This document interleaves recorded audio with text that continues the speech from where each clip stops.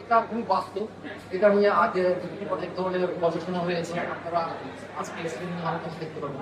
হ্যাঁ, ভয়ানকের যে সূত্র ভয়ানক যদি যারা দেখবেন, আমরা যেহেতু রিলিজ পাচ্ছে আগামীকাল, ভয়ানক নিয়ে এই যে অ্যাক্টর আপনি কাজ করতেন, আপনার প্রত্যাশার জায়গাটা কেমন আর দর্শকদের কাছে এটার মেসেজটা কেমন যাচ্ছে?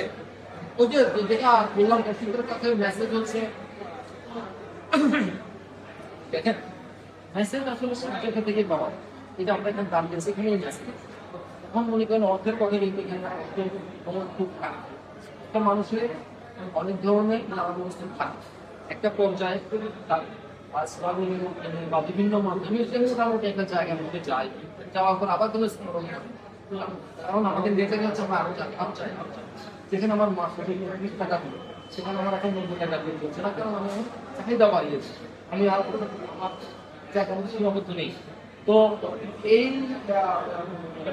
ফিল্মটা দেখে আমরা হয়তো এটাও সীমাবদ্ধ চাই না, উচিত আমাদের কি হয়, কতটুকু ভালো করা উচিত, এইগুলো আর কি। আর বাকিটা রিলিজ হোক, তারপর দেখি তখন আমাদের এক সহকর্মীর প্রশ্ন ছিল আর কি, মানে বলতে যে বড় ভাইকে সরাসরি জিজ্ঞেস করার জন্য যে মিথিলার সাথে আপনার কেমিস্ট্রি দর্শকদের কাছে খুব সুন্দর একটা জায়গায় পৌঁছেছে, এই গল্পটি এরকম কোনো কেমিস্ট্রির বিষয় আছে কিনা নয়ানোতে ভাই জানতে চাইছে? তাহলে একটু অপেক্ষা করতে হবে, একটু পরে আমরা হলে ঢুকছি। এখানে তো আর মিথিলা নয়, এখানে দোকান আছে, আরো অনেকে আছে, দেখি ওখানে। ভাই আমি কি জানবো যে একটা বিরতি ছিল, এই বিরতিতে নতুন কোনো কাজের জন্য কিনা বা কোনো প্রিপারেশন নতুন কিছু আসছে কিনা ভক্তদের জন্য বা দর্শকদের কিছু আসছে কিনা? না, বিরতি যে শুধুমাত্র কোনো কাজের জন্য হয় তা না। বিরতি আসলে যুদ্ধ নেওয়া উচিত মানুষের এবং আমাদের সেই মানুষের দিকে যদি আমরা এখন তাকাই, সোশ্যাল মিডিয়ার দিকে যদি আমরা তাকাই, প্রতিনিয়ত আমরা কি পরিমাণ হাইপার হয়ে গেছি, আমরা কেউ স্থির না, অস্থির হয়ে গেছি, তাহলে আমাদেরও বিরতি দরকার।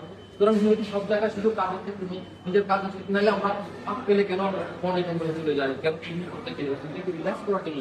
তো আমি আমার তো বয়স হচ্ছে, রিল্যাক্সের দরকার আছে, এই হচ্ছে বিরতি।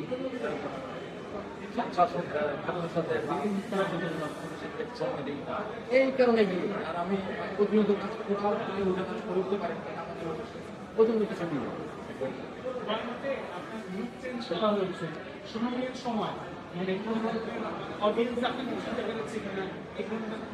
না দিতে পারেনি। আমি তো ফার্ম গেটে বিক্রি করে প্রায় 400-500 টাকা কামিয়েছি।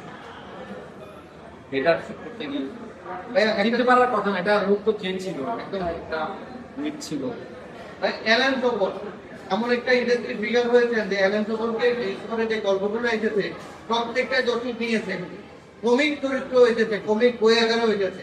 অ্যালান সোবরকে কিভাবে আখ্যায়িত করবেন এবং সামনে অ্যালান সোবরকে আমরা পাচ্ছি কিনা, যদিও নির্মাতার কল, আর সেখান থেকে আপনার কাছে অ্যালান সোবরটা কেমন জায়গায়? অ্যালান সোবর স্বাভাবিকভাবে অবশ্যই একটা ভালো লাগার জায়গা আমার।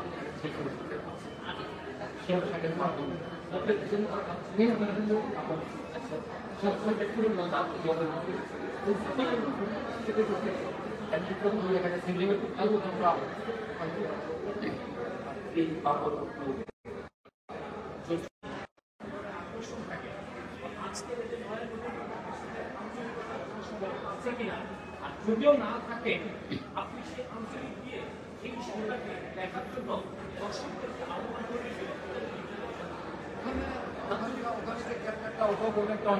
কথা বলি, আমরা এমনি তথ্য বানাবো, সাধু বসানো কিংবা নির্দিষ্ট কোনো অঞ্চলের না। আমার কোন অঞ্চলে যেতে হবে হতা হয় মানে ভিডিও